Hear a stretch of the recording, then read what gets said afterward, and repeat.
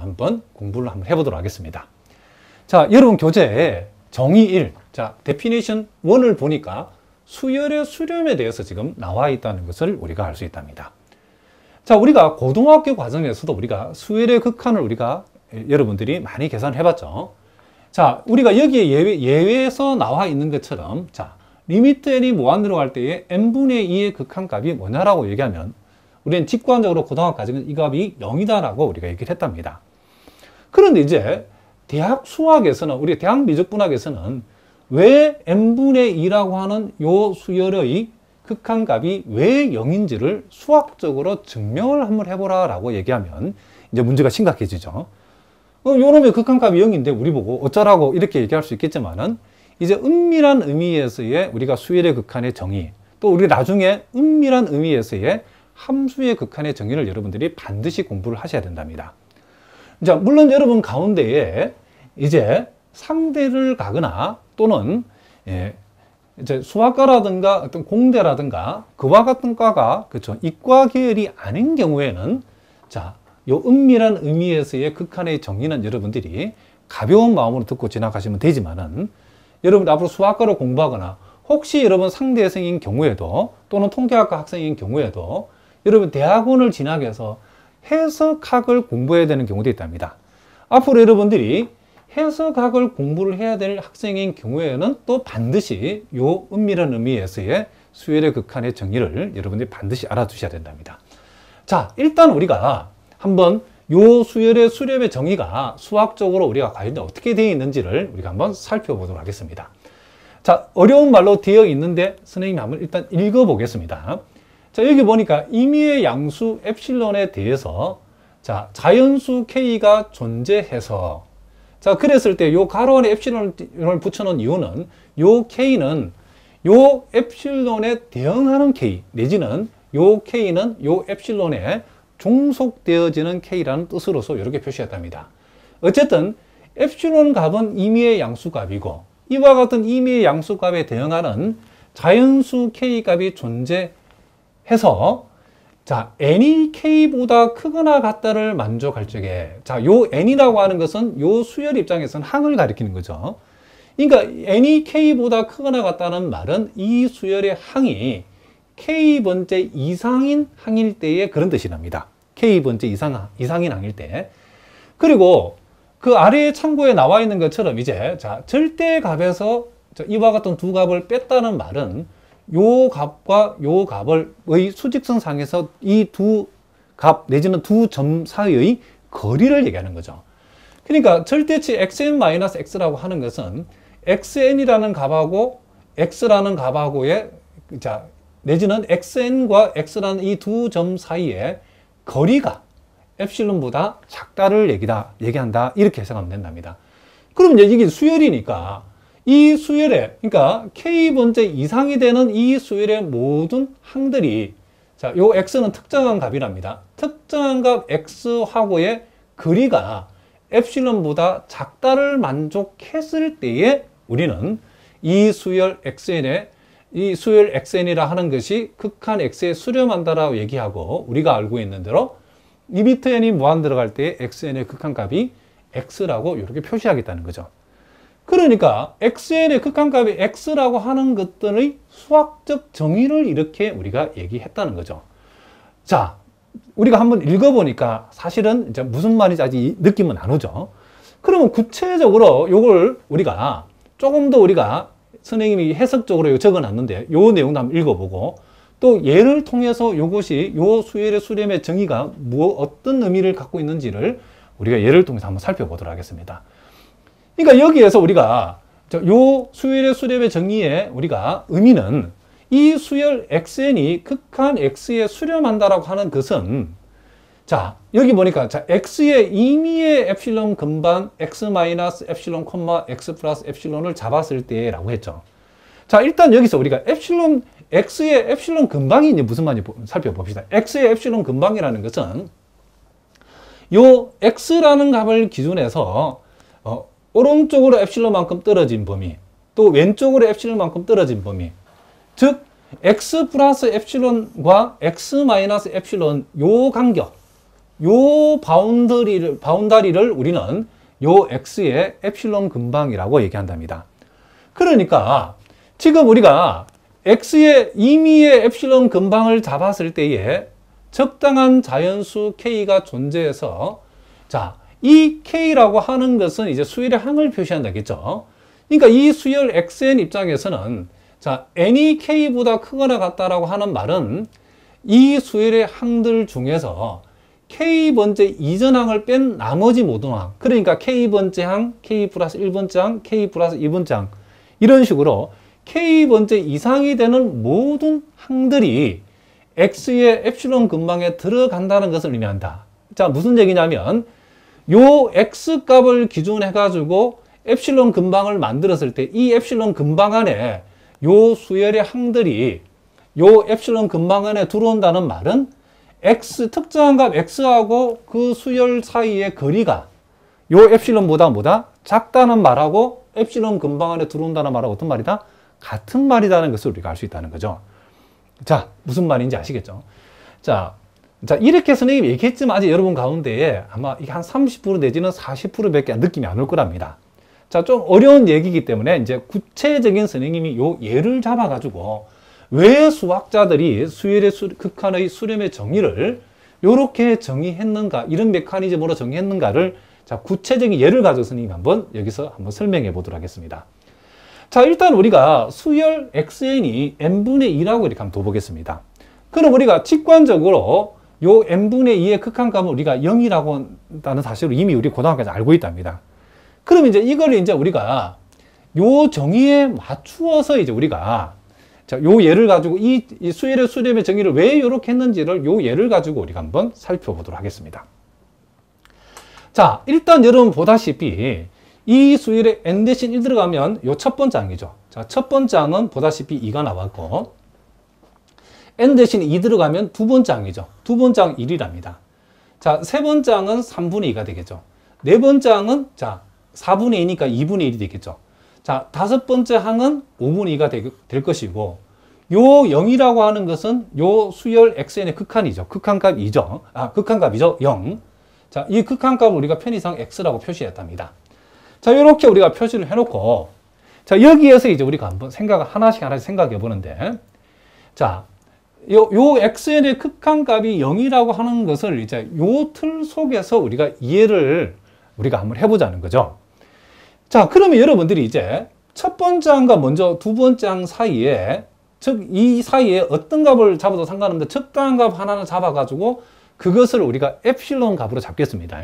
자, 엡실론 값은 임의의 값이니까 어떤 값을 잡아도 상관없답니다.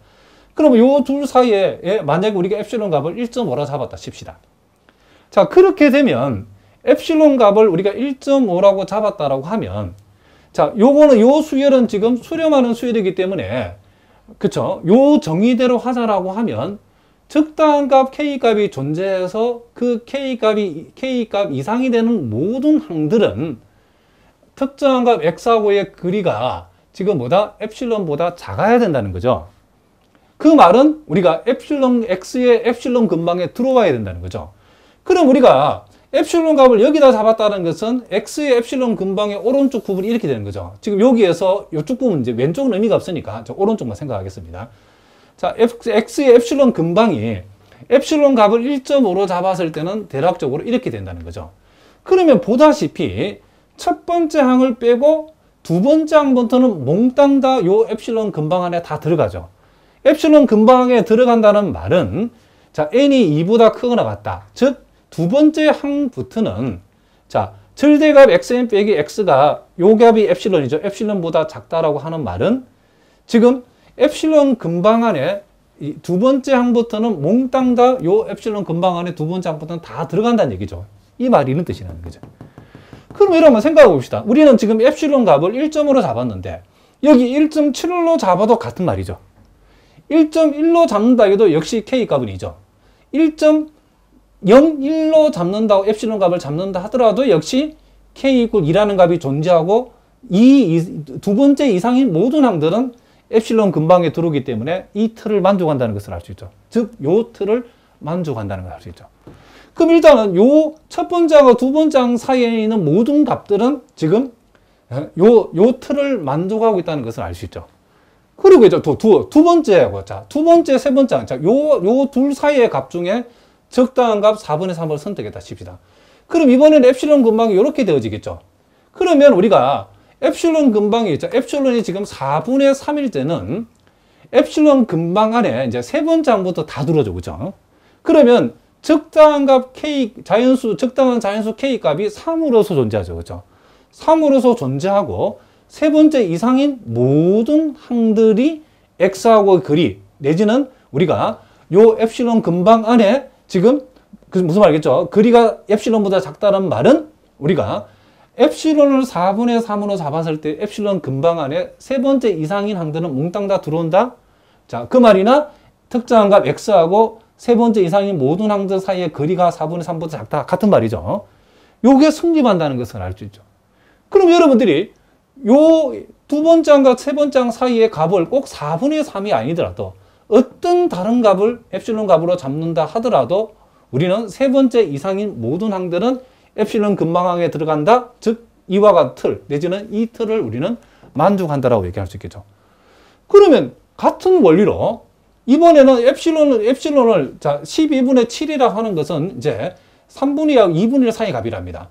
그럼 엡실론 근방을 이런 식으로 잡는다 했을 경우에는 네 번째 이상인 항들은 몽땅 다 엡실론 근방 안에 들어오기 때문에 이와 같은 엡실론 값에 대해서 이와 같은 부동식이 성립한다는 것은 무슨 말이겠죠? X의 엡실론 근방 안에 네 번째 이상인 모든 항들은 다 들어온다 그런 얘기죠.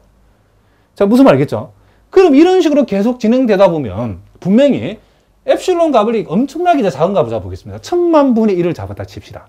그러면 엡실론 값이 요 특정한 값 X의 거의 그 근처에 딱 붙어 있겠죠. 어쨌든 아무리 요 엡실론 값을 우리가 작게 잡는다 하더라도 분명히 이와 같은 흐름에 의해서 적당한 자연수 K 값이 존재할 거고 그 적당한 자연수 K를 세모를 했을 때 세모 이상 번째 항이 되는 모든 항들은 세모 번째 이상이 되는 모든 이 수열의 항들은 특정한 값 X 사이의 거리가 요 엡실론 값인 1000만 분의 1보다 작다라고 우리가 얘기할 수 있겠죠. 그럼 이런 식으로 계속 가다 보면 어떤 일이 벌어지죠? 결국 엡실론은 한없이 작아지고 있고 K 값은 항의 값들은 항들이 그렇죠. 엡실론 근방 안에 들어가는 최초의 항인 K 값들은 한없이 이런 값들은 커지겠죠. 커지는데 이 수열의 항들하고 특정한 값 X 사이의 거리, 그쵸? 그 거리는 요 엡실론 값이 엄청나게 작아지기 때문에 결국 XN하고 X는 거의 딱 붙어 있다라고. 이런 식으로 계속 나가면 이 수열 XN은 요 X라는 특정한 값이 한없이 가까워진다는 것을 우리가 얘기할 수 있다는 거죠. 자, 무슨 말이겠죠? 그러면 이와 같은 것들을 만족한다는 것은 결국 요 수열 XN의 극한값은 우리는 뭐다? 0이라고 얘기해도 크게 문제가 되지 않는다는 거죠. 실제로 그러면 우리가 이 X의 엡실론 근방을 잡아서 이와 같은, 그쵸? 메커니즘을 수학자들이 만들 적에 이 엡실론 값은 우리가 어떤 값을 잡아도 상관이 없죠. 그쵸? 무슨 말이겠죠? 어떤 수열이 수렴하는 수열을 우리가 살펴봤더니 엡실론 값을 어떤 값을 잡는다 하더라도 우리가 그 엡실론에 대응하는 적당한 K가 존재하고 그 N이 K보다 크거나 같다 할 때, 즉 수열의 항이 K번째 이상이 되는 모든 항에 대해서 무슨 말이겠죠? 특정한 값 X하고 K번째 이상이 되는 항들 사이의 간격이, 거리가 엡실론보다 작다를 우리가 만족시킬 수 있다는 것을 우리가 알 수 있다는 거죠. 그래서 수학자들이 이 수열의 수렴의 정의를 이런 식으로 했다는 거죠. 그러니까 지금 이 표현은 요 특정값 X의 엡실론 근방 안에 K번째 이상이 되는 모든 수열의 항들이 들어간다를 만족시키는 요 적당한 자연수 K 값이 존재했을 때에 우리는 이 수열 XN이 극한 X에 수렴한다라 얘기하고 그것을 우리가 알고 있는 대로 이렇게 표시한다는 거죠. 자, 무슨 말이겠죠? 아마도 여러분들이 선생님이 요 설명을 들었을 때에, 자, 보통 책에서는 이런 설명이 전혀 나오지 않기 때문에 여러분 선생님을 잘 들으셔야 된답니다. 자, 여러분들 한 60% 정도만 이해하면 된답니다. 이제 구체적인 문제를 통해서 조금 더 연습하면 이제 계속 좀 감이 오겠죠. 이게 쉬운 내용은 아니랍니다. 자, 그래서 우리가 이 부분을 봅시다. 그럼 결국 우리는 이제 우리가 임의의 양수 엡실론에 대해서 이 엡실론을 어떻게 잡는다 하더라도 x의 엡실론 근방에 들어가는 최초의 항, 우리 그걸 k번째 항이라고 그러죠. 이 k번째 항을 요 엡실론에 대응하는 k번째 항을 생각할 수 있었다는 거죠. 수렴하는 경우에. 그래서 우리가 다음과 같은 정의를 만들었다는 거죠. 우리는 임의의 양수 엡실론에 대해서 적당한 자연수 k 내지는 요 엡실론의 값에 대응하는 자연수 k 값이 존재해가지고 n이 k보다 크거나 같다일 때 이 수열이 k번째 이상인 항이라고 했을 때에 그와 같은 항과 x 사이의 특정과 x 사이의 거리가 엡실론보다를 작다를 만족하면 우리는 xn의 극한값이 x라고 우리는 얘기해 주겠다. 내지는 정의하겠다. 그런 얘기를 합니다. 자, 그러면 이제 우리가 예제 1번을 통해서 이제 실전적으로 연습을 한번 해보겠습니다. 자, 리미트 n이 무한대로 할 때 n분의 1의 극한값이 0이라는 사실을 증명 한번 해보라 그랬답니다. 자, 굉장히 황당하죠. 뭐 0인데 어쩌라고 이렇게 얘기할 수 있겠죠. 자, 어쨌든 우리가 이 증명할 적에 이제 요 틀을 이제 이용해서 우리가 이제 증명을 하자는 거죠. 자, 그러면 이제 우리가 먼저 정답을 듣기 전에 이런 문제는 먼저 여러분들 대략적인 스케치. 자, 말이 좀 웃긴데 스케치를 먼저 선생님하고 한번 해보겠습니다. 자, 그럼 요 공식에, 자, 이 틀에 맞춰서 이제 얘기를 해야 되는 거죠. 그래서 우리는 일단 요 임의의, 자, 양수, 자, 엡실론에 대하여, 자, 요것을 만족하는 자연수 K가 존재한다는 사실을 보이면 되는 거죠. 그럼 요 틀대로 한번 가봅시다. n이 K보다 크거나 같아일 때, 자, n이 K보다 크거나 같아일 때에, 자, 여기에서 이제 xn 빼기 x라고 하는 것은 이제 구체적으로 여기서 xn은 여기서 n분의 1이죠. n분의 1이고 요 x라는 특정한 값은 여기서는 0이죠. 그러니까 n분의 1 빼기 0이라고 하는 값. 자, 이것은 절대값 n이 자연수니까 결국 이렇게 n분의 1이 되는 거죠. 자, 이 값, 즉 이 값이 뭐보다 작다는 사실. 엡실론보다 작다를, 자, 요것을 만족하는, 자, 뭐가 존재한다? 그렇죠. 자연수 K가, 그렇죠. 요걸 만족하는 자연수 K가 존재함을 보이면 되죠. 그렇죠. 지금 우리가 증명해야 될 방향이 이렇게 되어진다는 거죠. 자, 무슨 말이겠죠? 그런데 이제 우리 이제 실전에서는 여러분들이 이제 구체적으로 이제 문제를 풀 적에 그러면 이 자연수 K를 우리가 어떤 자연수 K가 그쵸 존재하는지를 보여야 되는 것은 앞에서 얘기했지만 이 자연수 K라는 것이 요 엡실론에 종속된 값이라고 그랬죠. 그래 소위 이제 우리가 보통 말로 이 구체적으로 문제를 풀 때는 자연수 K하고 여러분 엡실론하고 엮어야 된답니다. 그럼 어떻게 엮느냐면 일단 이 포인트가 여기죠. 요 부분 여러분 잘 보셔야죠. 요 부분을 우리가 해서 요걸 n에 관해서 한번 풀어보겠습니다. 양변을 역수치하면 n은 엡실론 분의 1보다 크다라고 하는 요런 포인트가 나오죠. 그죠? 자, 일단은 소위 이제 답안지를 쓸 필요 없고 여기서 여기까지는 우리가 스케치한 거랍니다. 그럼 이제 실제는 답을 적을 때는 어떻게 적냐면 이렇게 적는답니다. 자, 그러면 정의에 맞춰서 자, 임의의 양수 이제 이게 이제 본격적으로 답을 적는 거랍니다. 임의의 양수 엡실론에 대하여 자, 임의의 양수 엡실론에 대하여 우리가 자, 여기서 우리가 n이 엡실론분의 1보다 크다는 사실을 우리가 여기에서 우리가 스케치하는 과정에서 우리가 이미 이제 결과적으로 알아냈죠. 요 n 대신에 이제 k를 여기다 집어넣으면 됩니다. 자, 왜 집어넣는지를 여러분들이 이제 결과를 보면 다시 알 수 있답니다.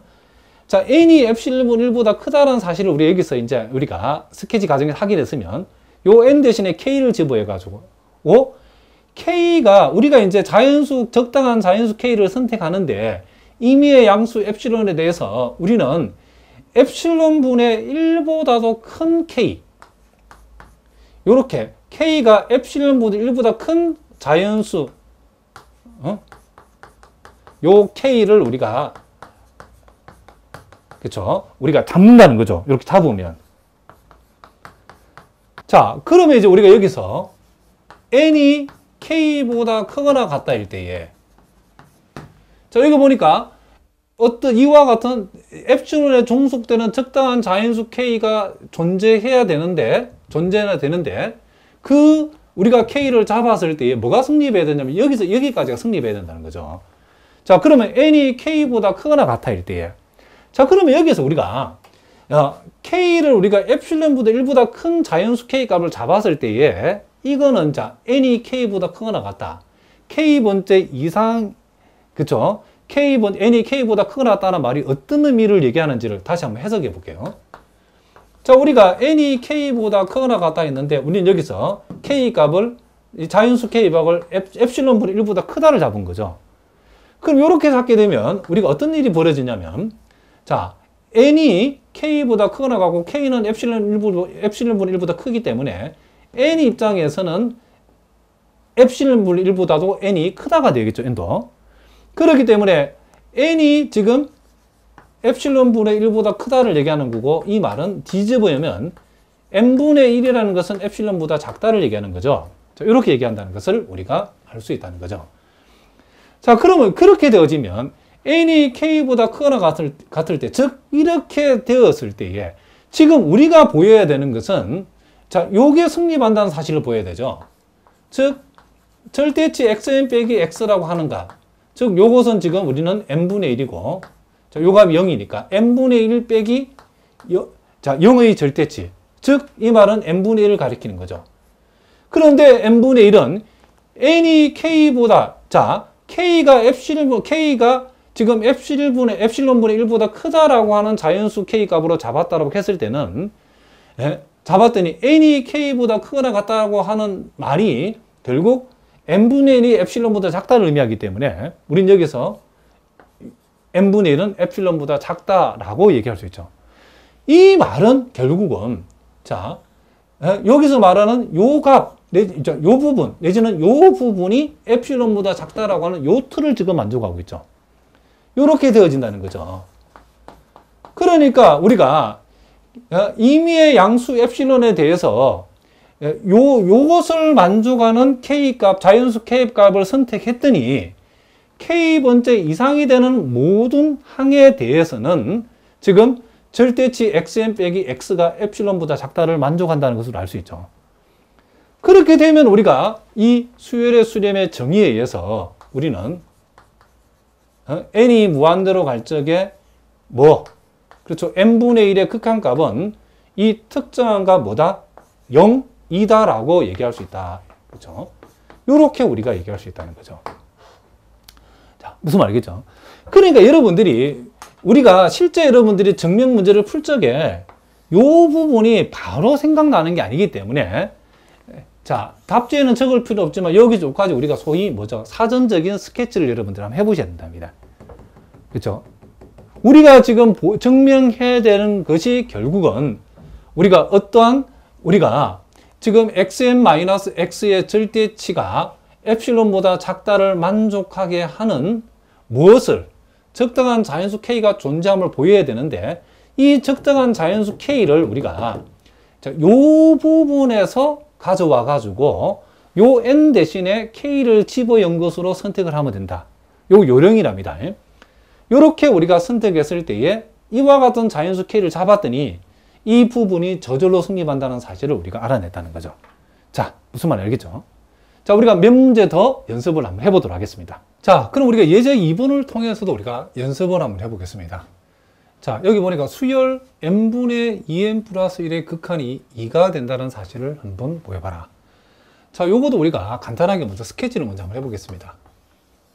자, 일단 우리가 임의의 양수,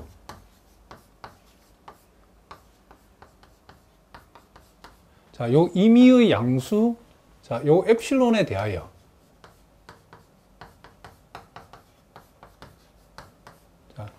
자, n이 k보다 크거나 같아일 때에, 자, n이 k보다 크거나 같아일 때에, 자, 우리가 지금 극한을 내고자 하는 xn에 해당되는 것이 요 n분의 2n 플러스 1이죠. n분의 2n 플러스 1이고 그것의 극한값이 2라는 사실은 지금 요 수열의 항들이 k번째 이상인 항을 취했을 때에 요 특정한 값, 여기서는 극한값이죠. 이 극한값 사이의 거리, 그러니까 두 개 빼서 절대값을 낸 값이 뭐보다 작다. 요 값이 엡실론보다 작다를 만족하는, 자, 요 값이 뭐보다 작다를 만족하는, 엡실론보다 작다를 만족하는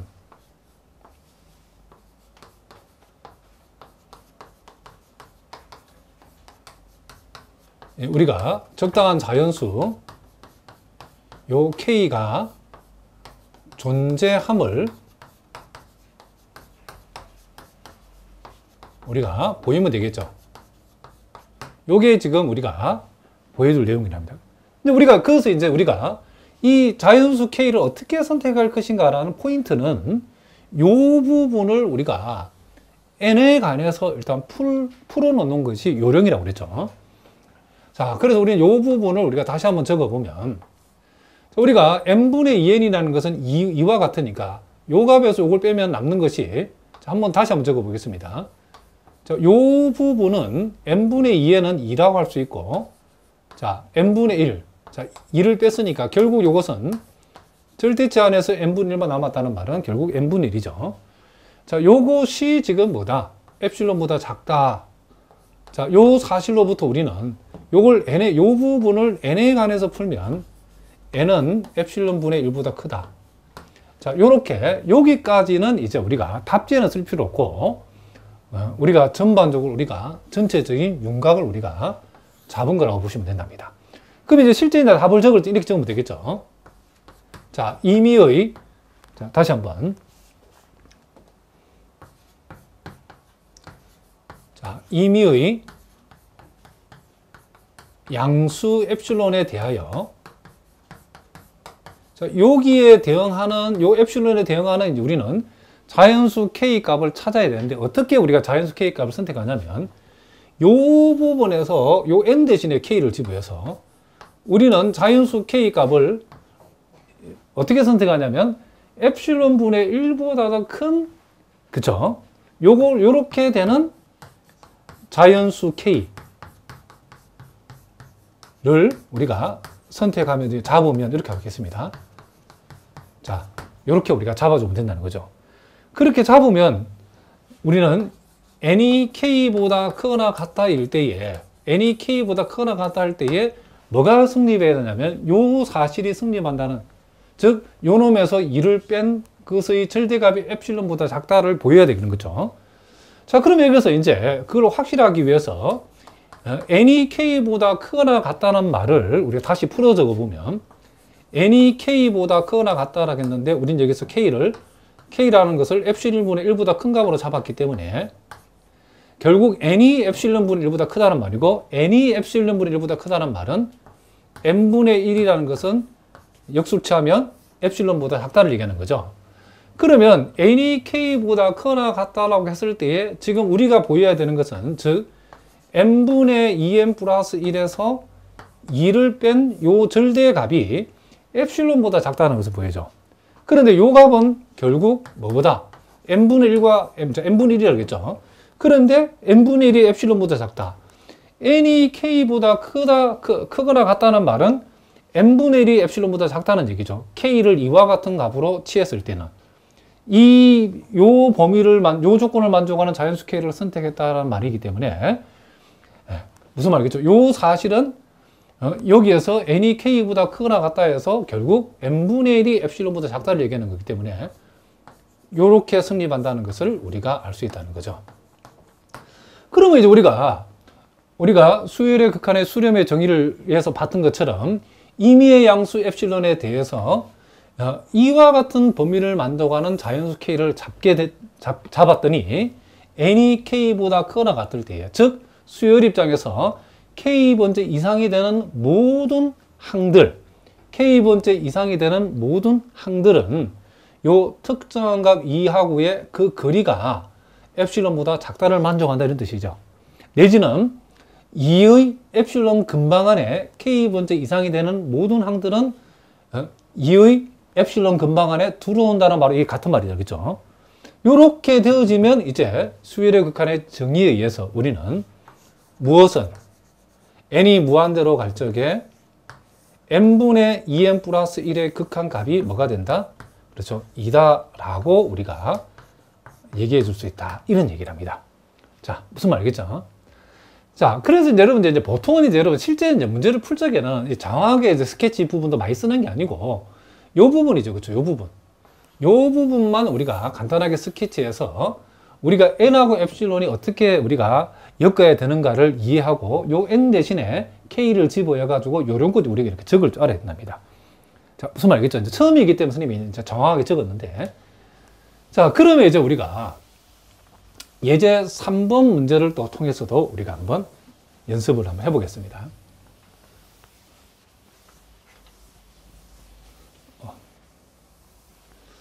자, 서두에서도 얘기했지만 여러분 가운데에 자, 상대나 무슨 통계학과 학생으로서 요 강의를 듣는 분들은 요 은밀한 의미에서의 이 극한의 정의를 너무 그 깊이 안 파줘도 아, 대략적으로 한 이 정도, 아, 그런 흐름이구나 정도만 아시면 되고, 반면에 혹시 여러분 상대 학생이라도 앞으로 대학원 가서 해석학을 공부할 분들은, 공부를 해야 되는 그런 관련 과에 있는 분들은 요 부분을 잘 해야 되고, 물론 여러분 가운데 수학과 같은 경우는 그쵸, 임용시험을 대비하거나 수학과 학생인 경우에는 정말 이 부분을 정말 열심히 하셔야 된다. 매우 중요한 내용이랍니다.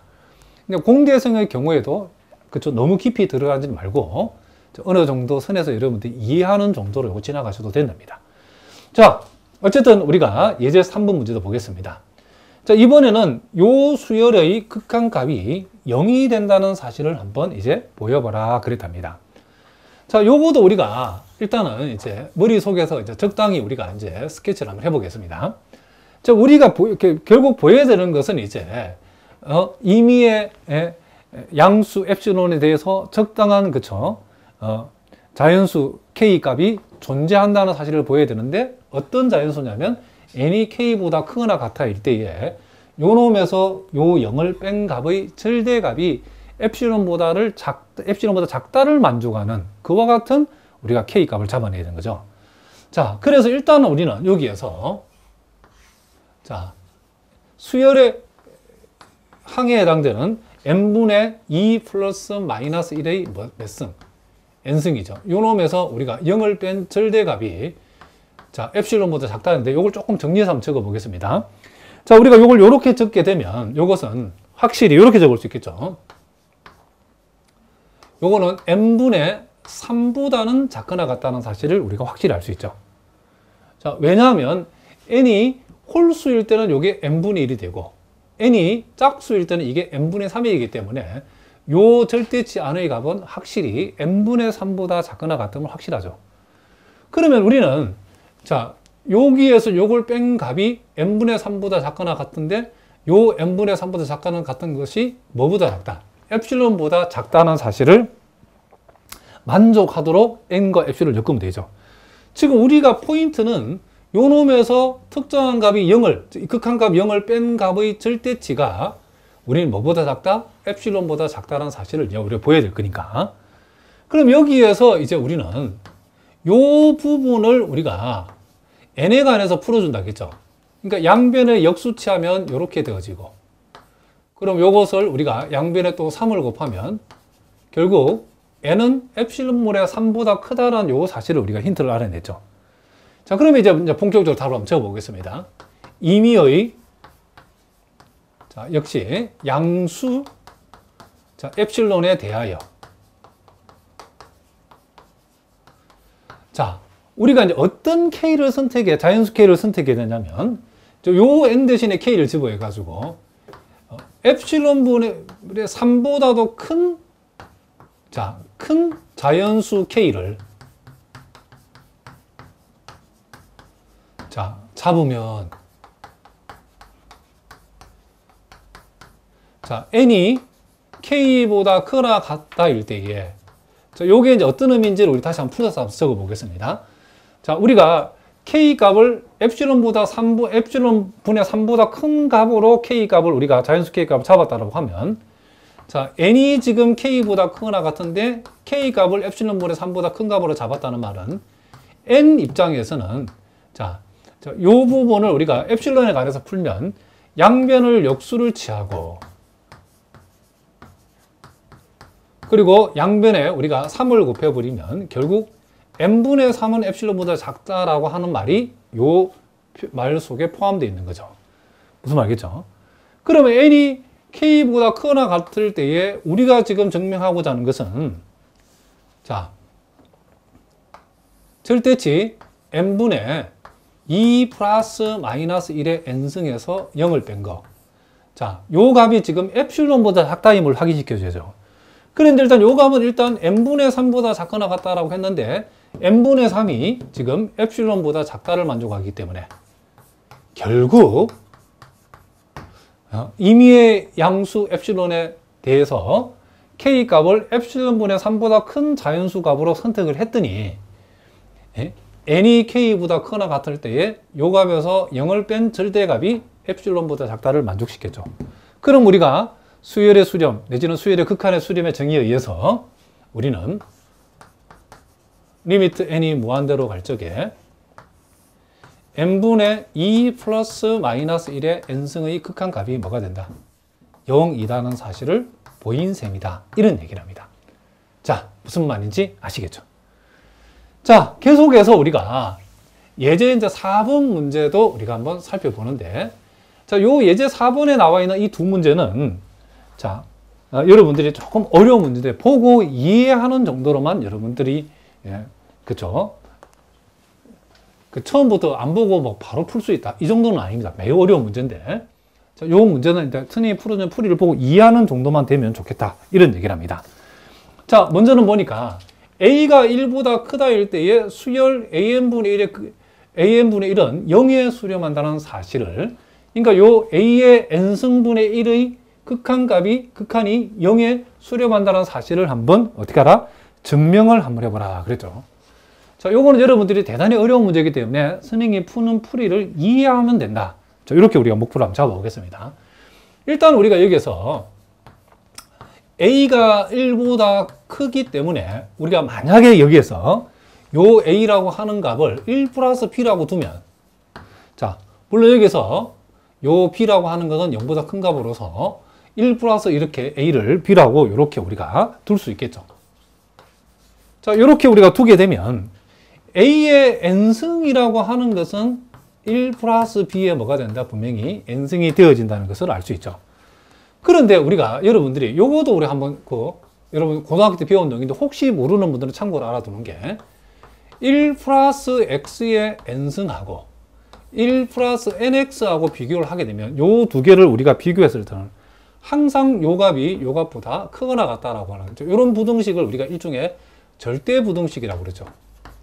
자, 왜 그런지 모르는 분은 여러분들이 학습 질문을 통해서 질문해 주시기 바랍니다. 자, 우리가 보통 요걸 우리가 복리라고 은행 이자 입장에서 요걸 우리가 단리라고 하는데 x가 만약에 유율인 경우에 어쨌든 복리는 단리보다도 우리가 크다라고 우리가 기억해 두셔야 된답니다. 그래서 우리가 1 플러스 b의 n승하고 1 플러스 자, nb를 우리가 이렇게 그렇죠. 1 플러스 nb를 비교했을 때에는 요 값이 요 값보다 항상 우리가 크다는 사실을 우리가 알고 있어야 된답니다. 자, 무슨 말 알겠죠? 그러면 이제 우리가 자, 여기까지는 우리가 여러분들 답은 써야 되고 이제부터 이제 요 부분은 이제 답지에는 적지 않고 이제 스케치를 한번 해보겠습니다. 지금 우리가 보여야 되는 부분은 임의의 양수 엡실론에 대해서 우리가 n이 k보다 크거나 같다를 만족했을 때에 우리는 요 a의 n승분의 1에서 자, 이 극한값 0을 뺀 것이 요게 엡실론보다 작다는 사실을 이제 보여야 되는 거죠. 자, 그 부분만 여기다 스케치해 보겠습니다. 그럼 이렇게 되어지는데 자, a가 1보다 크니까 an승분의 1은 양수니까 일단 이렇게 나와지겠죠. 그럼 요것은 우리가 보다시피 1 플러스 b의 n승분의 1과 같다는 것을 알 수 있죠. 그리고 요것은 다시 1 플러스 nb분의 1하고 비교했을 때에 지금 요 양변을 역수치하면 부동화 이렇게 되겠죠. 그리고 요걸 다시 n 곱하기 b분의 1하고 비교했더니 요 놈하고 요 놈 비교하면 분모가 작은 게 더 크니까 이렇게 되어진다는 사실을 우리가 알 수 있죠. 무슨 말이겠죠? 우리는 지금 요 값이 결국 궁극적으로 엡실론보다 작다를 보여야 되기 때문에 요 값은 요 값 같고 요 값보다 더 큰 값이 요 값이고 요 값보다 더 큰 값이 더 큰 값이 요 값인데 요 값이 엡실론보다 작으면 요 값은 저절로 엡실론보다 작다를 보이는 거죠. 그래서 이제 우리가 중요한 것은 여기에서 요 부분을 가지고서 요걸 n하고 엡실론을 일단 n하고 엡실론을 엮어서 식을 하나 만들어야겠죠. 양변을 역수를 취하면 부동호 방향이 바뀌면서 이렇게 되어지고 다시 양변을 우리가 b로 나누면 n은 b 엡실론 분의 1이다라고 하는 자, 요 중요한 요 힌트를 만드는 식을 하나 얻어냈죠. 자, 요렇게 요까지 완성해 놓고 이제 우리가 답을 적으면 되겠죠. 자, 그러면 우리는 임의의 양수 자, 뭐에 대해서 자, 엡실론에 대하여 자, 요 부분에서 n 대신에 k를 집어여서 우리가 그것을 k의 선택 기준으로 잡으면 되죠. k 값을 b 엡실론 분의 1보다 크다인 우리가 자연수 k를 잡자라고 했죠. 요 범위에 들어가는 자연수 k를 우리가 잡으면 자, n이 k보다 크거나 같다일 때에 자, 그럼 요 n이 k보다 크거나 같다가 어떤 의미를 얘기하는지 살펴봅시다. 자, n이 k보다 크거나 같다 해서 우리가 k를 지금 b 엡실론 1로 잡았기 때문에 자, 다시 n하고 b 입장에서 엡실론에 관해서 풀어버리면 양변에 b를 곱하면 자, bn은 엡실론 분의 1보다 크고 양변을 역수치하면 pn분의 1이 자, 엡실론보다 작다. 자, 이걸 얘기하는 거죠. 자, 어쨌든 n이 k보다 크거나 같다일 때에 자, 우리가 이제 궁극적으로 보이지 않은 것은 자, 절대치 an 승분의 1에서 0을 뺀 절대값이 자, 여기 보다시피 이렇게 쓸 수 있고 그리고 우리가 요것을 또 이렇게 적을 수 있고 요것은 1 플러스 nb분의 1 보다 작고 요것은 n 곱하기 b분의 1보다 작은데 보다시피 n 곱하기 b분의 1은 엡실론보다 작으니까 요렇게 우리가 되어진다는 사실을 우리가 알 수 있죠. 그러면 결국 우리가 자 a가 1보다 크다 이 때문에 a를 1 플러스 b로 잡고 우리가 거기서 이와 같은 식을 얻어내고 결국 이제 임의의 양수 엡실론에 대해서 k를 이와 같은 범위에 해당되는 자연수 k 값으로 잡았더니 n이 k보다 크거나 같다일 때, 자, 그 말은 이것을 의미하고 요 전제에 의해서 우리는 요 xn, 수열 xn에 해당되는 요 부분에서 0을 뺀 값의 절대값이 엡실론보다 작다는 사실을 만족했다. 이 말은 k번째 이상이 되는 모든 수열의 항들은 무슨 말이겠죠?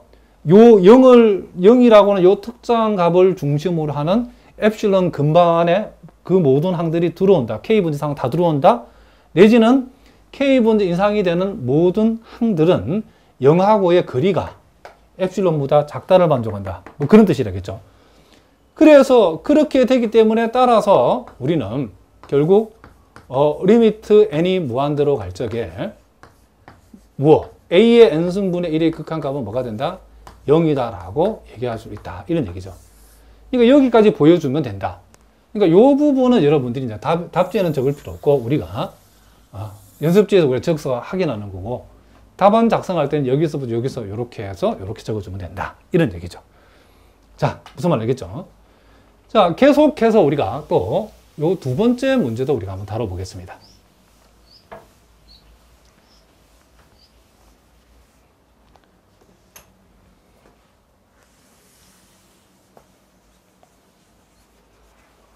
자, 이번에는 절대값 r이 1보다 작다를 만족했을 때에 지금 여러분 보다시피 여기서 r n승의 극한값이 0에 수렴한다는 사실을 한번 보여봐라. 증명해보라. 자, 그랬답니다. 자, 요것도 우리가 요렇게 우리가 한번 생각해 볼 수 있겠죠. 지금 우리가 절대값 r이 1보다 작다라겠죠. 절대값 r이 1보다 지금 작다라고 했기 때문에 우리는 절대값 r이라고 하는 것을 1 플러스 a분의 1 그리고 여기서 요 A는 0보다 크다. 요렇게 우리가 일단 둬도 상관이 없겠죠. 그렇죠? 자, 요 문제도 여러분 욕심을 내지 말고 보고 이해만 하면 좋겠다. 이런 얘기를 합니다. 자, 그럼 이렇게 되었을 때 우리가 n이 2 이상일 때에 n이 2보다 크거나 같을 때에 r의 n승의 절대값을 한번 생각해 봅시다. r의 n승의 절대값은 양변을 우리가 n승한 거죠.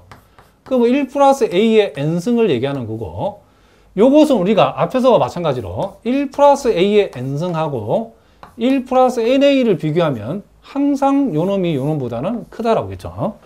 그렇기 때문에 요 양변을 역수치했다라고 생각하면 1 플러스 na분의 1 하고 비교하면 이렇게 되어지죠. 그럼 요것은 다시 na분의 1보다 작다가 되어지고, 자, 무슨 말이겠죠? 자, 그리고 우리는 여기에서 지금 우리가 필요한 것은 여기서 지금 엡실론보다 요걸 작다라고 하는 것을 우리가 이제 확인하려고 하는 거예요. 자, 한 번 더 적어 보겠습니다. 일단 요까지만 확인해 놓고, 그러면 지금 우리가 지금 확인해야 되는 건 뭐냐면 Rn승의 극한값이 0에 수렴하는 사실을 보이는 거기 때문에 요걸 요렇게 적을 수 있고, 요거는 곧, 그쵸? 쭉 와가지고 결국 뭐보다 작다? na분의 1보다 작다가 되기 때문에 여기에서 우리가 이제 엡실론보다 요놈을 작다라고 하는 거, 요걸 우리가 생각할 수 있겠죠. 자, 그러면 우리가 요 부분에서 우리는 뭘 꺼낼 수 있냐면 양변을 역수치하면 이렇게 되어지고, 다시 양변을 a로 나누어 버리면, 자, n은 a 엡실론분의 1보다 크다라는 요 중요한 힌트를 얻어낼 수 있겠죠. 자, 그러면 여기 이제 답을 적어 보겠습니다. 똑같이 임의의 우리가 양수 요 엡실론에 대하여, 자, 요 부분에서 우리가 요 n 자리에 k를 넣어서 k는 a 엡실론분의 1보다 크다를 만족하는 자연수 k를 잡으면 되죠.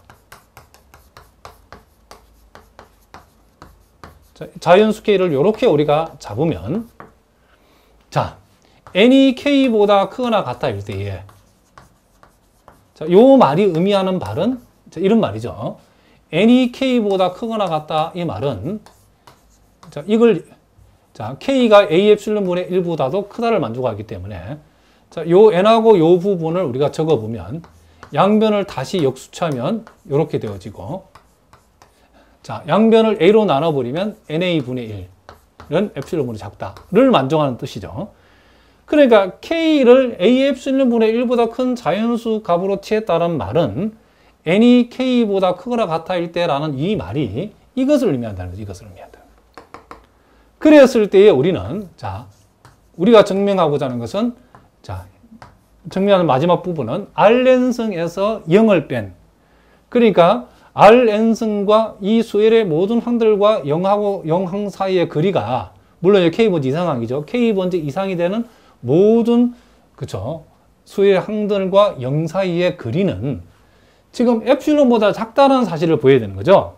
근데 이것은 우리가 아까도 얘기했지만은, 여기에서 1 플러스 a의 n승분의 1을 얘기하는 거고, 요것은 1 플러스 na분의 1보다 작다는 얘기하고, 이것은 다시 na분의 1보다 작다를 얘기하는데, na분의 1은 엡실론보다 작다가 되기 때문에 결국 Rn승 빼기 제로라고 하는 것은 엡실론보다 작다는 사실을 우리가 증명했다는 거죠. 그러니까 임의의 양수 엡실론에 대해서 K가 이와 같은 부등식을 만족하는 자연수 K를 선택을 했더니 K번째 이상이 되는 이 수열의 모든 항들은 요 0의 엡실론 근방 안에 들어온다. 내지는 그 K번째 이상이 되는 모든 항들은 0하고 거리가 엡실론보다 작다를 만족한다. 이런 뜻이죠. 이렇게 되어지기 때문에 따라서 우리는 리미트 n이 무한대로 갈 적에 요 Rn승의 극한값은 뭐가 된다? 0이 되어진다는 사실을 우리가 알 수 있다. 이런 얘기를 합니다. 그러니까 우리가 고도화 과정에서 R의 절대값이 1보다 작을 때에 Rn승의 극한값은 0이 된다라는 사실을 우리가 직관적으로 알고 있지만 왜 그런가를 여기에서는 수학적으로 어떻게 하다? 증명을 해봤다. 이런 얘기를 합니다.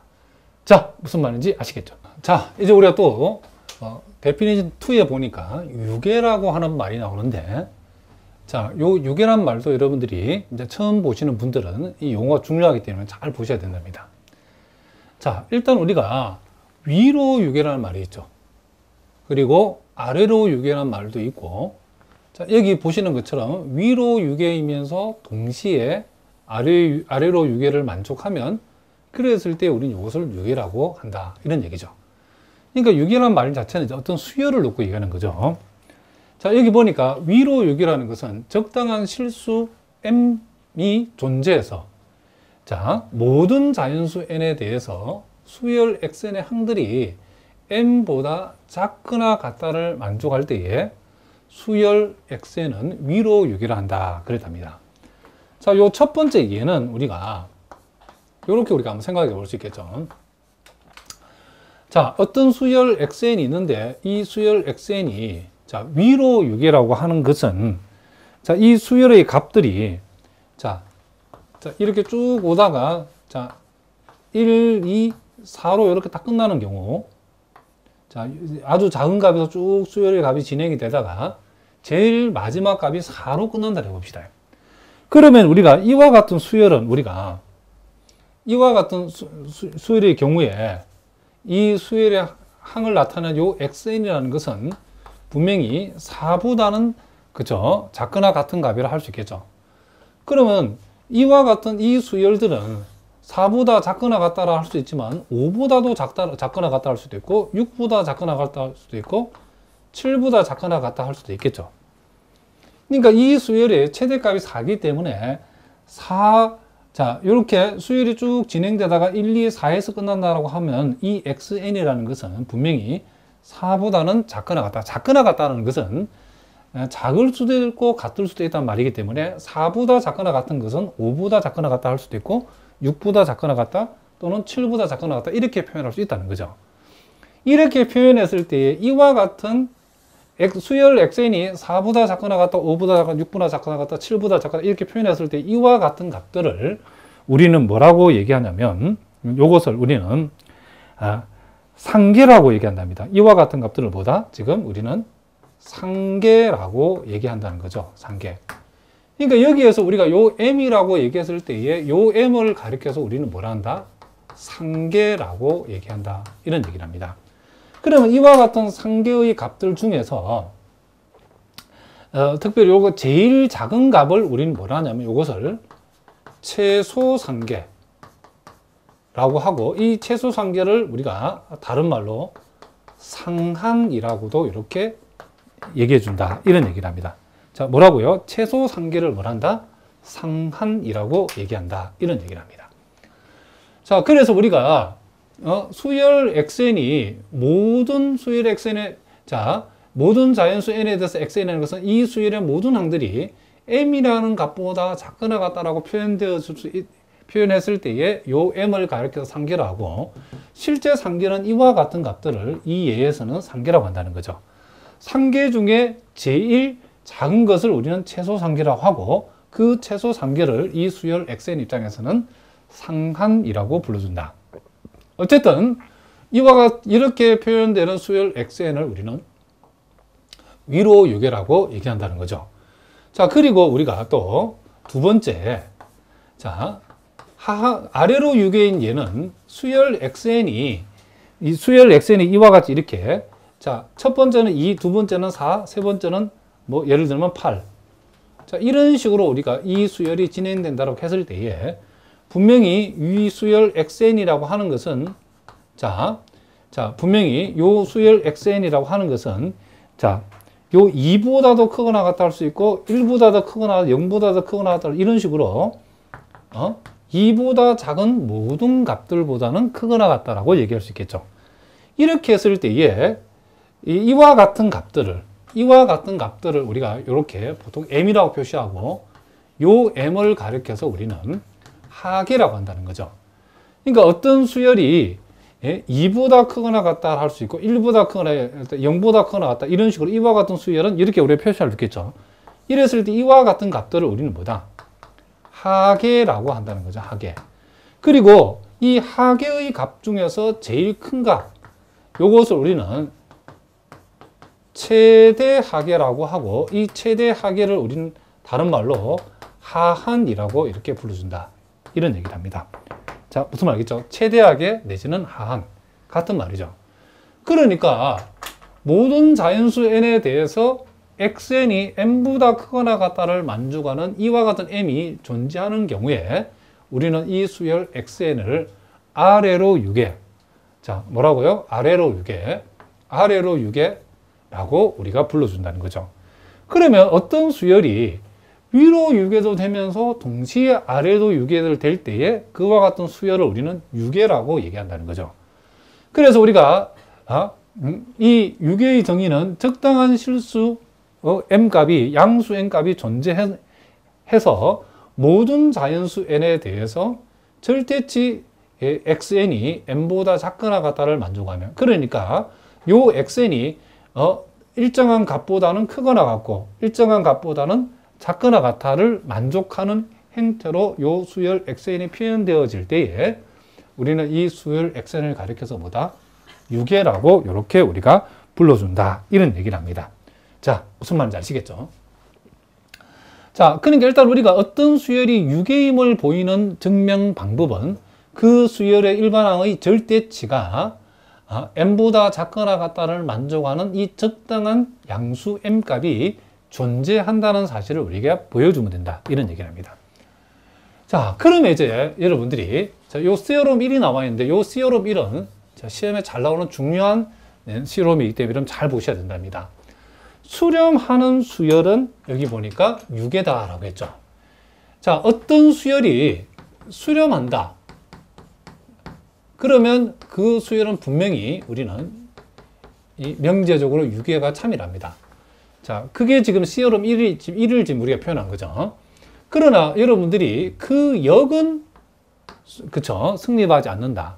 요 시어럼은 충분 조건은 승립하지만은 그 반대인 어떤 수열이 유계라고 해서 그 수열이 꼭 수렴하지는 않는다는 것도 여러분이 명심해 두셔야 된답니다. 요 반례는 우리가 여러분 교재 아래 부분에 주의라고 되어 있는 부분을 보시면 그게 나와 있죠. 그러니까 예를 들어서 우리가 x의 n승이 마이너스 1의 n승인 경우에 자, 이렇게 되어지면 분명히 xn은 1과 마이너스 1을 값을 취하기 때문에 xn의 값은 마이너스 1보다 크거나 같고 1보다 작다. 즉 절대치 xn이 1보다 작거나 같다라고 이렇게 표현할 수 있죠. 그러면 요 사실은 보니까 지금 이 수열 xn은 따라서 뭐다? 유계임이 틀림없죠. 자, 그러나 이게 이 수열이 유계이지만은 우리가 요 수열 xn은 수렴하지는 않죠. 마이너스 1의 n승의 극한값은 존재하지 않기 때문에 수렴하지는 않는다는 것을 우리가 알 수 있다는 거죠. 그래서 일단은 결론부터 먼저 외울 때에 수렴하는 수열은 유계임이 틀림없다는 거. 요거는 맞는 말이죠. 그러나 어떤 수열이 유계라고 해서 꼭 수렴하는 것은 아니다. 자, 그 반례가 지금 여기에 보여주고 있다는 이런 얘기를 합니다. 자, 그러면 이제 우리는 왜 그러면 수렴하는 수열은 유계인가를 증명하는데 요 증명이 시험에 잘 나오기 때문에 잘 보셔야 된답니다. 자, 우리가 어떤 수열 xn이 수렴하는 수열이라고 했으니까 만약에 그 수열을 우리가 xn이라 하고 그 수열이 극한 x에 수렴한다라고 가정을 해보자는 거죠. 수렴하는 수열이 있으니까. 즉, 리미트 n이 무한 들어갈 때 xn승의 극한값이 x라고 해보자는 거죠. 그러면 우리가 어떤 극한이 수렴한다는 것은 극한의 수렴의 정의에 의해서 임의의 양수 엡실론에 대해서 크기에 해당하는 적당한 자연수 k가 존재해가지고 n이 k보다 크거나 같을 때에 xn 빼기 x의 절대치가 엡실론보다 작다가 승립한다라고 했죠. 그러면 그 임의의 양수값 중에서 우리가 특별히 그 임의의 양수 엡실론 값 중에서 1을 선택한다 해도 여전히 성립해야 되겠죠. 그렇죠? 이 수렴의 정의가. 그러면 우리가 임의의 양수 엡실론 값 중에서 자, 이 수열 xn은 x라는 값이 수렴한다라고 전제가 되어 있기 때문에 엡실론 값 1을 선택한다 하더라도 요 엡실론 이퀄 1에 대응하는 우리가 적당한 자연수 k 값이 반드시 존재해야 되겠죠. 그리고 n이 k보다 크거나 같을 때에 xn 빼기 x의 절대치가 엡실론 값에 해당되는 요 1보다 작다가 반드시 승립해야 되겠죠. 자, 이제 그 다음을 보기 전에는 여러분들 이걸 한번 보죠. 여러분들이 고등학교 과정에서 우리가 A의 절대치하고 B의 절대치를 뺀 값하고 A-B의 절대치를 비교했을 때는 항상 요 값이 요 값보다는 뭐다? 크거나 같다는 사실. 이런 우리가 절대부등식 공식 우리가 알고 있답니다. 자, 죽어도 모르는 사람들은 또 여러분 학습 질문 게시판을 통해 질문해 주시기 바랍니다. 그러면 이제 우리가, 자, 그런데 xn의 절대값에서 x의 절대값 뺀 값은, 자, 요 절대부등식의 원리에 의해서 xn 빼기 x의 절대치보다는 작거나 같다는 것을 알 수 있겠죠. 그런데 n이 k보다 크거나 같을 때 요 부등식이 승립해야 되기 때문에, 즉 fc는 1일 때에 fc는 대신 1을 대입한 값도 승립해야 되기 때문에, 자, 요 결과에 의해서 결국, 자, 요 값은, 자, 요 값보다, 자, 요 값은 요 값보다 크고 하고 다시 1은 요 값보다 크다는 이와 같은 부등식 승립했죠. 그러면 요 놈이 1보다 작다 해서 우리는 요 마이너스 절대값 x를 이항시켜서 이와 같은 식을 얻어낼 수 있죠. 그럼 이것을 우리가 다시 정리해 보면 n이 k보다 크거나 같을 때 결국 이와 같은 부등식이 승립한다는 거죠. 즉 n이 k보다 크거나 같을 때에 절대치 x의 n승은 절대치 x 플러스 1보다 작다라고 하는 이 부등식이 승립한다는 거죠. 자, 그런데 여기에서 우리가 m이라고 하는 값을, 자, 요 max라는 표시는 여기에 들어있는 값들 중에서 제일 큰 값이다, 그런 뜻이랍니다. 자, 요 라지 m이라고 하는 요 값을 이와 같은 값들 중에 최대치를 우리는 라지 m이라 했다는 거죠. 그러면 이 라지 m 이제 구체적으로 봅시다. 뭔지. 이 보니까 요 주어진 수열에 1항부터 k-1번째 항까지의 절대치들하고, 자, 여기서까지는 1항부터 k-1번째 항까지 절대치죠. 그럼 요거는 뭐냐면, 자, 요거는 봅시다. 자, 여기서 n이 k보다 크거나 같다는 것은 이 수열에 있어서 k번째 이상이 되는 항들을 나타내는 거죠. 자, 요 말이 전제됐다는 것은. 그러면 이 수열 xn에서 k번째 이상이 되는 항들의 절대치들은 항상 절대값 x 플러스 1보다 작다라고 했죠. 무슨 말이겠죠? 그러면 요 값은 뭘 얘기하는 거죠? 요 값은 지금, 자, k번째, 자, 이상인, 그쵸? 모든 항들의 절대치보다 큰 값이죠. 그죠? 그 큰 값이 바로 요 절대치 x 플러스 1이라는 거죠. 자, 요 말이 무슨 말인지 아시겠죠? 요 n이 k보다 크거나 같다라고 됐다는 것은, 자, 요 수열의 항들 중에서 k번째 이상이 되는 모든 항들의 절대치들이 요것보다는 작다 했으니까 요 값은 k번째 이상인 모든 항들의 절대치보다 큰 값이죠. 그리고 요거는 1항부터 k-1번째 항까지의 절대치죠. 그럼 한번 생각해 보자는 거죠. 그러면 이와 같은 값 중에 제일 큰 값을 선택을 했다. 자, 제일 큰 값을 선택했다 칩시다.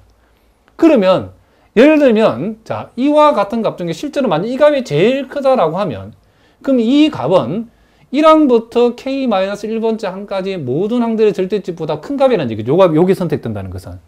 무슨 말이겠죠? 그런데 얘는 원래 그 나머지 모든 항들의 절대치보다 큰 값이니까 이 수열 전체에서 제일 큰 값이죠. 그렇죠? 이 수열 전체의 절대치 값 중에서 제일 큰 값이죠. 그러면 모든 자연수 n에 대해서 이게 성립하겠죠. 또 만약에 요 m 값이, 이 값들 중에서 만약 예를 들어 요 놈이 제일 큰 값이다 생각해 봅시다. 그러면 요 놈이 제일 큰 값이면 이 두 번째 항이 얘를 제일 크다. 그러면 이 두 번째 항은 1항부터 k-1번째 항들의 절대치보다도 이 두 번째 항의 절대치가 더 크고, 또 요 값보다 더 크다는 것은 나머지 모든 항들의 절대값보다 얘가 더 큰데 그것보다도 얘가 더 크다는 말은 얘가, 그쵸? 이 수열 xn의 모든 절대값의, 그쵸? 절대치들의 값들보다도 얘가 제일 크다는 얘기죠. 그쵸? 어쨌든 이와 같은 원소들의 모임에서 최대치를 선택하게 되면 그것은 이 수열 xn의 모든 절대치보다도 요 m이 더 큰 값이라는 것을 알 수 있죠. 무슨 말 알겠죠? 그러면 우리가 결과적으로 따라서 절대치, 이 수열 xn의 절대치가 n보다 작거나 같다를 만족한다는 거죠. 그러면 유계의 정의에 의해서 지금 모든 수열의 절대값이 m보다 작거나 같다는 만족은 이와 같은 m이 존재한다는 것은 결국 유계의 정의에서 이 수열 xn은 뭐가 된다? 유계가 되어진다는 것을 우리가 알 수 있다. 이런 얘기죠. 자, 무슨 말인지 아시겠죠? 자, 이제 마지막으로 예제 5번 문제를 통해서 우리가 배웠던 수열음을 확인해 보겠습니다. 자, 수열 xn이 n 플러스 2분의 2n 플러스 5라고 했을 때에 자, 이 수열이 유계임을 어떻게 해라? 한번 증명을 한번 해보라. 그랬답니다. 자, 요 수열이 유계임을 증명하려고 하면 일단 이 수열의 극한이 우리가 수렴함을 보이고 자, 그리고 그 다음에 이제 수렴하는 수열은 유계다는 사실을 우리가 보이면 된답니다. 자, 우리가 이제 직관적으로 봤을 때 n이 무한대로 봤을 때에 여기 이제 무한대분의 무한대니까 요놈의 극한값이 2라는 것은 이미 우리가 고등학교 배운 내용대로 알고 있답니다. 자, 그러면 이제 이제 증명 문제니까 요 xn의 극한이 자, 이 극한값이 요 2가 된다. 즉 xn이 극한 2에 수렴한다는 사실을 이제 우리가 수학적으로 이제 보여야 되겠죠. 그렇게 보이기 위해서는 이제 우리가 요 부분을 일단 우리가 먼저 스케치를 해봐야 되겠죠. 즉, xn에 해당되는 n 플러스 2분의 2n 플러스 5에서 요 일정한 값, 극한값이죠. 이 극한값 2를 뺀 것의 절대치라고 하는 것이 에필론보다 작다를 만족해야 되겠죠. 자, 이 작다를 만족하는 이제 우리가 적당한 자연수 k가 존재한다는 사실을 이제 보이면 되는 건데, 그렇게 하기 위해서 일단 우리는 xn 빼기 2의 절대치가 엡실론보다 작다를 일단 둬보겠습니다. 그렇게 하면 우리가 자, 요 n 플러스 2분의 지금 2n 플러스 5는 2 플러스 n 플러스 2분의 1로 고칠 수 있고 요 2를 지워버리면 결국 요것은 요것과 같죠. 그래서 우리가 요 값을 엡실론보다 작다로 뒀더니 여기에서 우리가 양변을 역수를 취하고 그리고 n에 관해서 풀어봤더니 n은 엡실론분의 1 빼기 2보다 크다라고 되어 있죠. 그래서 이 부분을 우리가 나중에 이제 활용할 거랍니다. 자, 그러면 이제 구체적으로 적어보면 임의의 양수 엡실론에 대해서 우리가 요 n 대신에 k 값을 지부해서 k가 엡실론분의 1 빼기 2보다 크다를 만족하는 우리가 자연수 k 값을 우리가 잡아봤더니 자, n이 k보다 크거나 같아일 때에 자, 이제 그럼 이 말이 의미하는 바가 n이 k보다 크거나 같다는 말은 k가 지금 이만큼보다 크기 때문에 결국 n이 이만큼보다 크다는 말이고 요 마이너스 1을 이항시키면 n 플러스 2가 엡실론분의 1보다 크다는 말이고 양변을 역수치했더니 n 플러스 2분의 1이 엡실론보다 작다라고 하는 것. 자, 요것을 우리가 의미한다는 것을 우리가 알 수 있죠. 그렇게 했을 때에 자, 결국 n이 k보다 크거나 같다일 때에 우리가 이것을 만족하는 적당한 자연수 k를 잡아봤더니 xn 빼기 2의 절대값, 즉 n 플러스 2분의 2n 플러스 5 빼기 2라고 하는 것이 여기에서 지금 n 플러스 2분의 1이라겠죠. 이것이 n 플러스 2분의 1은 엡실론보다 작다는 요 전제에 의해서 지금 결국 xn 빼기 2의 절대치가 엡실론보다 작다를 만족하게 되는 거죠. 그러니까 결국 임의의 양수 엡실론에 대해서 이 부등식을 만족하는 적당한 자연수 k를 선택했더니 k번째 이상이 되는 모든 항에서 2의 엡실론 근방 안에 k번째 이상이 되는 모든 항들이 들어온다. 내지는 2하고 k번째 이상이 되는 모든 항 사이의 거리가 엡실론보다 작다를 만족했다는 거죠. 그렇기 때문에 일단 우리는 n이 무한대로 갈 때 xn의 극한값이 2가 되어진다. 즉 xn이 극한 2에 수렴한다는 사실을 우리가 일단 증명을 했답니다. 자, 그러면 이제 그 다음은 이제 우리가 수렴하는 수열은 유계임을 보이면 되겠죠. 자, 우리가 앞에서 이제 수열 xn이 극한 2에 수렴한다는 사실을 증명을 했죠. 그러면 극한 2에 수렴한다고 했기 때문에 우리가 임의의 양수 엡실론 값 중에 우리가 엡실론 값을 1을 선택한다 하더라도 우리가 아래와 같은 식이 성립해야 되겠죠. 즉 엡실론 1에 대응하는 적당한 자연수 k가 존재해서 n이 k보다 크거나 같다일 때에 절대치 xn 빼기 2의 값이 1보다 작다. 이 1이 지금 엡실론이니까 엡실론보다 작다가 반드시 성립해야 되겠죠. 왜? 지금 수열 xn이 극한 2에 수렴했기 때문에 수열 xn이 극한 2에 수렴한다는 말은 임의의 양수 엡실론에 대해서 적당한 자연수 k가 존재해가지고 n이 k보다 크거나 같을 때의 요 절대값이 엡실론보다 작다를 만족해야 되는데 우리는 그 많은 임의의 엡실론 값 중에 구체적으로 1을 선택한 거랍니다. 1을. 그렇기 때문에 이게 성립해야 되겠죠. 그럼 우리가 절대 부등식의 성질에 의해서 xn의 절대값하고 2의 절대값 뺀 값은 xn에서 2를 뺀 절대값보다도 이게 요 값이 요 값보다 작거나 같다를 만족하고 그리고 요 위에서 지금 요 값이 1보다 작다 했으니 결국 요 값이 1보다 작다가 되어지겠죠. 그 사실로부터 우리는 xn의 절대치가 요 2를 이항시키면 3보다 작다라고 하는 이와 같은 결과가 나온다는 거죠. 그럼 요걸 이제 정리해보면 결국 n이 k보다 크거나 같을 때에 xn의 절대값이 3보다 작다를 만족하는 셈이다. 이런 얘기를 합니다. 그러면 여기에서도 자 우리가 요 3의 의미는 어떤 의미냐면 k번째 이상이 되는 모든 항의 절대치는 3보다 작다 그런 뜻이죠. 자 다시 한번 n이 k보다 크거나 같을 때에 xn의 절대치가 3보다 작다는 말은 k번째 이상이 되는 모든 항들의 절대치는 적어도 3보다는 작다는 얘기죠. 그러면 우리는 여기에서 이제 이 m이라고 하는 이 일정한 값을 우리는 이와 같은 놈들로 구성되어 있는 값들 중에서 최대치라고 두면 즉 구체적으로 봤더니 1항부터 k-1번째 항들의 절대치하고 k번째 이상이 되는 모든 항들의 절대치보다 더 큰 값인 3을 모아놓고 이와 같은 값 중에 가장 큰 값을 m이라고 하면 모든 자연수 n에 대해서 즉 xn의 모든 수열 xn의 모든 항들의 절대치는 적어도 요와 같은 값들 중에서 가장 큰 값을 선택한 것을 m이라 했을 때는 m보다는 작거나 같다라고 얘기할 수 있죠. 앞에서도 얘기했지만은 이 라지 m이 자, 요 3이 선택되어진다라고 하면 이 3은 요와 같은 값들 중에 일단 제일 큰 값이기 때문에 1항부터 k-1번째 항들의 절대치보다는 절대치보다 큰 값이고 또 3이 요 결론에 의해서 k번째 이상의 모든 항들의 절대치보다 큰 값이기 때문에 결국 이 수열 xn의 모든 항들의 절대치보다도 뭐다? 이 3은 큰 값이라고 할 수 있죠. 그렇기 때문에 우리는 우리 요 3, m 자리에 3이 와도 성립하는 거고 그리고 만약에 요 놈이 최대치가 된다라고 하면 3보다도 요 놈이 크고 나머지 모든 항들의 절대치보다 크기 때문에 3이 k번째 이상의 모든 항들의 절대치보다 큰 값이기 때문에 3보다 크다는 말은 결국 요 놈이 전체 모든 항들의 절대치보다 큰 값이 된다는 거죠. 그러니까 요 값이 m이 된다 해도 역시 요 부등식은 성립한다는 거죠. 그러므로 우리가 유괴의 정의에 의해서 어떤 수열의 항의 절대값이 적당한 양수 m보다도 작거나 같다를 만족하기 때문에 이와 같은 수열은 유괴의 정의에서 유괴가 되어진다라고 얘기할 수 있다. 이런 얘기를 합니다. 자, 무슨 말인지 아시겠죠? 자, 이렇게 해서 우리가 첫 시간부터 좀, 그쵸?